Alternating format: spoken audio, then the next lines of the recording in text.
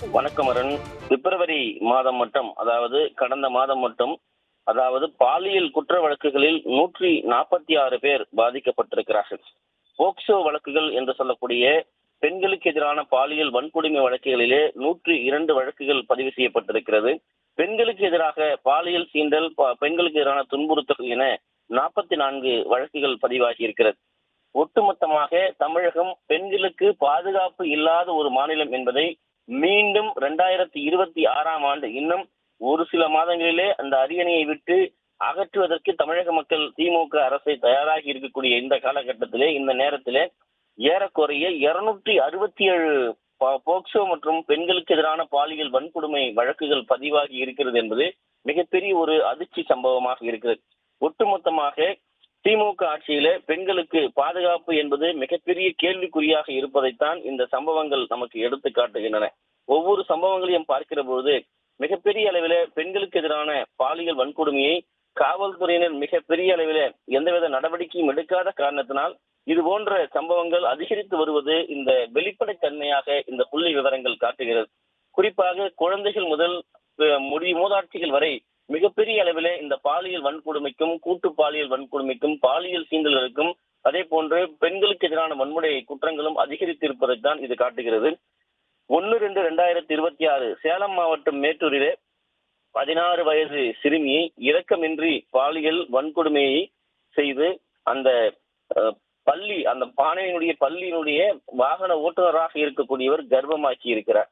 ஒரு வாகன ஓட்டி கூட ஒரு மாணவிக்கு பாலியல் தொல்லை எப்படி கொடுக்கிறார் என்பதைத்தான் இந்த சம்பவம் காட்டியிருக்கிறது. அதே போல கன்னியாகுமரி மாவட்டம் குளச்சூரிலே 15 வயது சிறுவனை தனியாக அழைத்துச் சென்று பாலியல் தொல்லை கொடுத்திருக்கிறார். அவர் போக்சோவிலே கைது செய்யப்பட்டிருக்கிறார். இதுவும் 1ஆம் தேதி அரங்கேறி இருக்கிறது. அதாவது தமிழகத்திலே பெண்களுக்கு மட்டும் இந்த பாலியல் வன்கொடுமை என்பது இல்லை, ஆண் சிறுவர்களையும் இந்த திமுக ஆட்சியிலே காம கயவர்கள் விட்டு வைப்பதில்லை என்பதைத்தான் இந்த புள்ளி விவரமும் இந்த தகவலும் நமக்கு சொல்லுகிறது. அதே போல சென்னை கொளத்தூர் ஆலந்தூர் பகுதியிலே, மடிப்பாக்கம் பகுதியிலே சிறுமிகளிடம் தொடர்ந்து அத்துமீறல் செய்திருக்கக்கூடிய மிகப்பெரிய அளவிலே 3 பேர் சிக்கியிருக்கிறார்கள். பல சிறுமிகள் பாதிக்கப்பட்டிருக்கிறார்கள், பாலியல் வன்கொடுமைக்கு ஆளாக்கப்பட்டிருக்கிறார்கள். நீலகிரி மாவட்டத்திலே கூடலூர் அருகே 14 வயது சிறுமியை கர்ப்பமாக்கி இருக்கிறார் ஒரு இளைஞர் ஒருவர். அதே போன்று கடலூர் மாவட்டம் அன்னவெளியிலே சிறுமிக்கு குழந்தை திருமணம் செய்து கர்ப்பமாக்கப்பட்டிருக்கிறார்கள். 3 பேர் இந்த சம்பவத்திலே போக்சோவிலே கைது செய்யப்பட்டிருக்கிறார்கள்.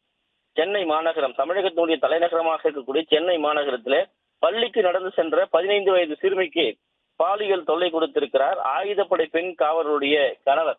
அதாவது திமுக ஆட்சியில் ஒருபுறம் பெண் காவலர்களுக்கே திமுக நிர்வாகிகள், திமுகவினர் பாலியல் சீண்டல் கொடுப்பது, மற்றொரு புறம் காவல்துறையினர் பெண்களுக்கு, சிறுமிகளுக்கு பாலியல் தொல்லை கொடுப்பது, அதே போன்று வேலியே பயிரை மேய்வது போல ஆசிரியர்கள் கூட பல இடங்களிலே இந்த குழந்தைகளுக்கு பாலியல் தொல்லை கொடுப்பதும், பாலியல் வன்முறை வெறியாட்டத்திலே அவர்கள் ஈடுபடுவதும் மிகப்பெரிய தலைக்குடிமை தான் இந்த ஆட்சி ஒட்டுமொத்தமாக தமிழகத்திலே இருக்கக்கூடிய பெண்களுக்கு பாதுகாப்பு இல்லாத ஒரு அவலநிலையை உருவாக்கி இருக்கிறது.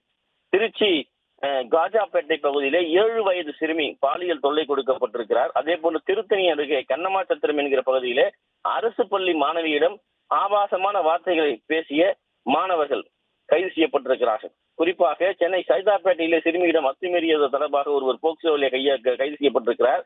அதே போன்று நீலகிரி மாவட்டம் குன்னூரிலே 12 வயதுடைய பழங்குடி சிறுமியை கடத்தி சென்று அவரை மிகப்பெரிய அளவிலே பாலியல் வன்கொடுமை செய்யப்பட்டிருக்கிறார்.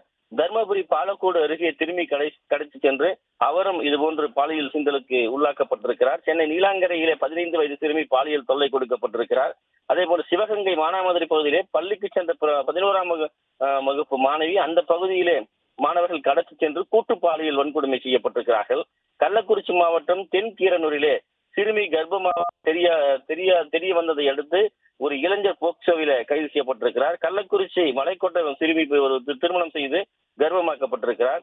சேலம் மாவட்டத்திலே வயிறு வலி காரணமாக மருத்துவமனைக்கு சென்ற போது குழந்தை அந்த பிறந்திருக்கிறது. மிகப்பெரிய ஒரு சோகத்தை அந்த பெற்றோர்களுக்கு ஏற்படுத்தி இருக்கிறது. அதாவது ஒரு தமிழகத்தில் ஏற்கனவே இந்த 24, 25ஆம் ஆண்டு மட்டும் 3000 சிறுமிகள் அரசு பள்ளிகளிலே படிக்கக்கூடியவர்கள் கர்ப்பமாக்கப்பட்டு அவர்கள் சீரழிக்கப்பட்டிருக்கிறார்கள், கருக்கலைப்பு செய்திருப்பதாக கல்வியாளர் ஒருவர் அதிர்ச்சி தகவலை ஏற்கனவே வெளியிட்டிருந்தார். இந்த நிலையிலே இது போன்று பள்ளி சிறுமிகள் எல்லாம் எப்படி இந்த போன்ற ஒரு பள்ளிக்கு செல்லக்கூடிய புத்தகங்களை சுமக்கக்கூடியவர்கள் எப்படி இது போன்று கர்ப்பமாக்கப்படுகிறார்கள்? இதை எப்படி பள்ளி நிர்வாகம் பெற்றோருக்கு தெரியாமல், அந்த பெற்றோருக்கு தெரிந்தால் அவர்கள் எந்த மனநிலைக்கு செல்வார்கள்?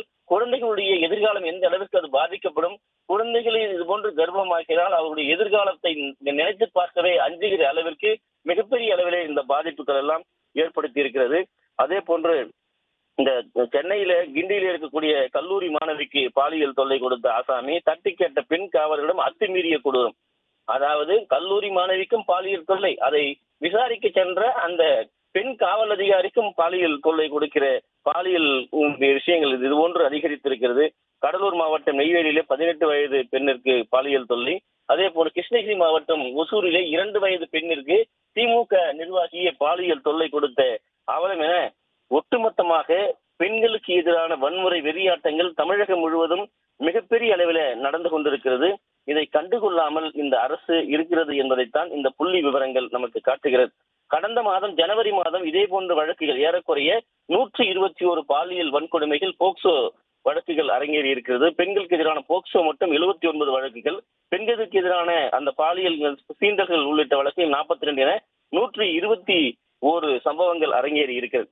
பிப்ரவரி மாதத்திலே அதே போன்ற கொலை சம்பவங்கள் எடுத்துக்கொண்டால் 194 கொலை சம்பவங்கள் அரங்கேறி இருக்கிறது. ஏறக்குறைய நாம் சராசரியாக பார்க்கிற போது நாளொன்றுக்கு 5 to 6 கொலை சம்பவங்கள் இந்த 28 நாட்களிலே தமிழகத்திலே அரங்கேறி இருக்கிறது. ஒட்டுமொத்த தமிழகமே அதாவது கொலைக்காடாக, கொலைக்களமாக, மனிதர்கள் நடமாட முடியாமல் எந்த நேரத்தில் வேண்டுமானாலும் இந்த இடத்தில் கொலை நடக்கும், எந்த நேரத்தில் வேண்டுமானாலும் அடிதடி நடக்கும் என்கிற நிலையில்தான் இந்த கொலை சம்பவங்களுடைய புள்ளி விவரங்கள் நமக்கு எடுத்து காட்டுகிறது. ஜனவரி மாதத்திலே பார்க்கிற போது மொத்தம் 110 கொலை சம்பவங்கள் அரங்கேறி இருக்கிறது. அதே போல பிப்ரவரி மாதத்தில் மட்டும் இந்த 2 மாதங்களை சேர்த்து பார்க்கிற போது 194 கொலை சம்பவங்கள் அரங்கேறி இருக்கிறது. இப்படி தமிழகம் முழுவதுமாக கொலைக்களமாக மாறி இருக்கிறது என்றால் இது முன்கூட்டியே தடுக்க வேண்டிய கொலை சம்பவங்கள் காவல்துறை ஏன் இந்த கொலை சம்பவங்களை தடுக்காமல் போனது என்கிற மிகப்பெரிய கேள்வி எழுகிறது. தூத்துக்குடி மாவட்டம் கோவில்பட்டியிலே இன்ஸ்டாகிராம் பதிவு தொடர்பாக பள்ளி மாணவர்களிடையே ஏற்பட்ட மோதல், ஒருவர் வெற்றி கொடூரமான முறையிலே கொலை செய்யப்பட்டுகிறார். 2 மாணவர்கள் அந்த சிறாகுடைய சிறையில அடைக்கப்பட்டிருக்கிறார். மாணவர்கள் கூட கத்தியை எடுத்து வெட்டுகிற அளவிற்கு தமிழகத்திலே சட்டம் ஒழுங்கு சீர்கெட்டு சந்தி சிரித்துக் கொண்டிருக்கிறது. புத்தகங்களையும் பேனாக்களையும் சுமக்கக்கூடிய மாணவர்கள் போதையின் பாதையிலே சென்று சீரழிவதும், மற்றொரு புறம் கத்தியை எடுத்து அதாவது ரவடிகளைப் போல குண்டர்களைப் போல மாறி கொலைவெறி தாக்குதல், அதாவது கொலைவெறி தாக்குதல் செய்து ரீல் செய்து வெளியிடுவது, கொலை செய்யக்கூடிய அளவிலே குற்றவாளிகளாக சமூக விரோதிகளாக மாறக்கூடிய நிலையில்தான் இன்றைக்கு தமிழகத்தினுடைய பள்ளி கல்வியிலே இருக்கக்கூடிய தரம் இருப்பதாக கல்வியாளர்கள் வேதனை தெரிவிக்கிறார்கள். ஒவ்வொரு மாணவருடைய அந்த அவர்கள் கொண்டு வரக்கூடிய புத்தகங்களுடைய அந்த பேக்குகளை சோதனை செய்கிற போது அதற்குள்ளே கஞ்சா சாக்லேட்டுகள் பச்சை நிறத்திலே, மஞ்சள் நிறத்திலே, நீல நிறத்திலே இருப்பதாகவும், அதை ஒன்றை சாப்பிட்டால் அது வகுப்பறையில் இல்லாமல் வேறு ஒரு இடத்திற்கு அந்த மாணவரை கொண்டு செல்லும் அளவிற்கு அந்த போதையினுடைய தரம் இருப்பதாகவும், மற்றொரு கலரில் இருக்கக்கூடிய அந்த ஆரஞ்சு கலரில் இருக்கக்கூடிய அந்த மிட்டாய் சாக்லேட் சாப்பிட்டால் அது வானத்திலே பறப்பது போல இருக்கும் என்றும், இன்னொரு நிறத்தில் இருக்கக்கூடிய அந்த சாக்லேட் சாப்பிட்டால் வானத்தில் இருக்கக்கூடிய தேவதைகளோடு இவர்கள் பேசிக் கொண்டிருப்பது போல ஒரு மாய தோற்றத்தை உருவாக்கக்கூடிய அளவிலே அந்த போதையினுடைய தன்மை இருப்பதாக கல்வியாளர்கள் வேதனை தெரிவிக்கிறார்கள். ஒட்டுமொத்தமாக மிகப்பெரிய அளவிலே தமிழகத்திலே சிறுவர்களே இந்த கொலை முயற்சியில் ஈடுபடுவதும், அதே போன்று ரவுடிகள் மோதல் நடப்பதும் என்பது இந்த புள்ளி விவரம் மிகப்பெரிய அதிர்ச்சியை நமக்கு காட்டுகிறது. எனவே சட்டம் ஒழுங்கு என்பது இன்றைக்கு தமிழகத்தை சந்தி சிரித்துக் கொண்டிருக்கிறது என்பதைத்தான் இந்த தகவல் நமக்கு சொல்லிக் கொண்டிருக்கிறது. எனவே இந்த பிப்ரவரி மாதத்தில் மட்டும் ஏறக்குறைய 84 கொலை சம்பவங்களும், ஜனவரி மாதத்தில் மட்டும் 110 கொலை சம்பவங்கள் என ஒட்டுமொத்தமாக 194 கொலை சம்பவங்கள், 200 கொலை சம்பவங்கள் இந்த 2 மாதத்தில், ஏறக்குறைய பிப்ரவரி மாதம் 28 நாட்கள் இருக்கக்கூடிய ஒரு மாதம், இந்த மாதத்திலே இவ்வளவு கொலை சம்பவங்கள் இந்த 28 நாட்களில் அரங்கேறி இருக்கிறது. ஒட்டுமொத்தமாக தமிழகம் அமைதி பூங்கா என்ற வார்த்தை மிகப்பெரிய கேள்விக்குறியாக்கப்பட்டிருக்கிறது. இன்றைக்கு கொலை பூங்காவாக இந்த தமிழகத்தை இந்த அரசு மாற்றி இருப்பதைத்தான் இந்த புள்ளி விவரங்கள் நமக்கு காட்டுகிறது.